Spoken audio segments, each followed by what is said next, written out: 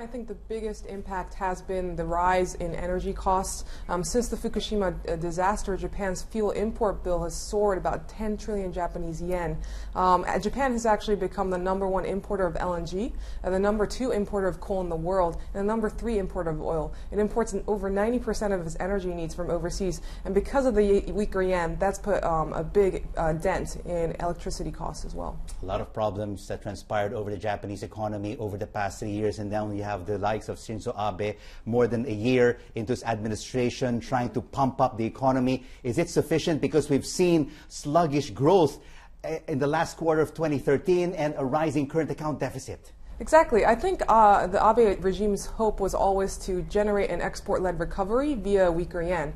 And I think where his expectations have been defied so far is the fact that because global demand remains weak and because there's been so much manufacturing that's been offshored, Japanese exports have been quite sluggish over the past year. So will the sluggishness continue as we approach this April 1st sales tax hike?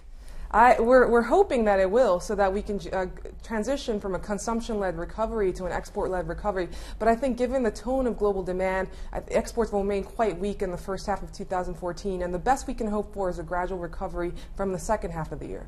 Can we see some help from the Bank of Japan after its two-day policy meeting, easing monetary policy even further and pumping more cash into the economy?